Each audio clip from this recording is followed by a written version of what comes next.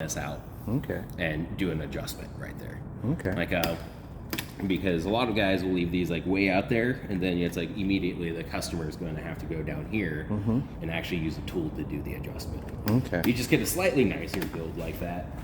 Okay. And I like if there was a front gear and all of this, so it's like this is your front brake, and so it's like I work on like this section of the bike, and then it's like I'll move back here, and it's like I'll do my pedals, and if there's a front derailleur, Yes. I'll do this derailleur first, do all my adjustments on there, making sure it's shifting through right, and then it's like I'll have this whole side of the handlebar, all of like the gears, adjustments, and brakes and everything like that checked and done. And then it's like I will move to my brake right here. Is this brake? Yes.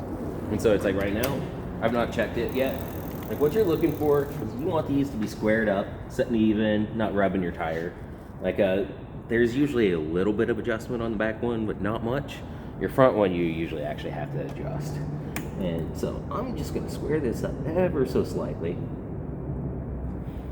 And then when I pull that, I want that entire surface Touching. hitting the rim. Okay. Like so I'm not getting rubbed or anything like that. I've got about the same gap on both sides of my pads, so I'm gonna call that good. Okay. Then I do just a real quick check to make sure this is fully tight, because if not, like it pops loose and you don't have brakes. And it's like bikes is a ton of little safety issues that you have to watch for. Okay. And so I do that. I've already got my tires inflated, and so all I've got left is How many pounds? it varies. Like I usually go around 40, Okay. and I've just got it down to feel. Okay. Like I don't go super. It has to be exactly 40. Like I think a lot of them will say 35. It varies bike to bike, so I just go like a solid around 40. Okay. So when you're setting your rear derailleur, if I fully go down to here and take the cable off, Okay. I'll just take it off right now to show you what's going on. This cable right here,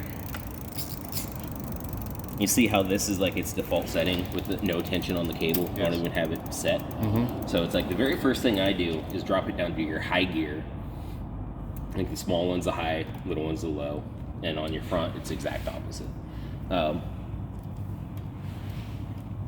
And you just want to go to where if I move my adjustment up there just any, I want it to start moving it. But it's like you don't. If you get too tight, it's going to start pulling it that way. If that makes sense. Yes. So Just thumb tight. yep. Okay. Where it's like if I put a little bit of tension on there, it starts moving it. Okay. So went up in that gear, good. It's popping around just a little bit. So looking up, I could tell I just need to tighten down just a little bit. Take a little bit out of that tension, and I can do it right there on that thumb screw or right up here.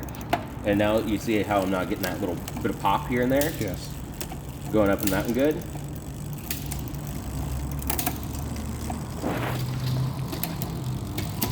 And usually, like, before you get everything nice and set, like just another. Most of the time when you see how it's like ever so slightly catching it every so often, and that actually looks like this is slightly bent down here, Yes. and I will just do an ever so slight bend on that to square it up. That's where my popping is. I've got everything set right up here. And usually doesn't take much at all. And this is a super cheap bike, so I don't go too crazy with it. Because if not, you'll be here all day. Like, but it seems to be going through, not popping around too much. So I'm gonna call that good.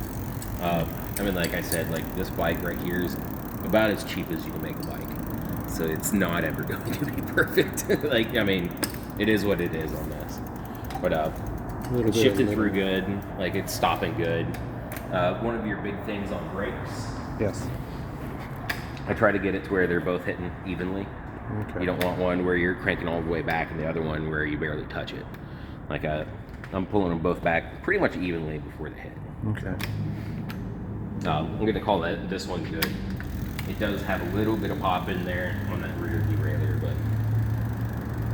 if they didn't want stuff like that to happen, they would handle their bikes right. Okay. Impressive. And I will show you how to scan these in.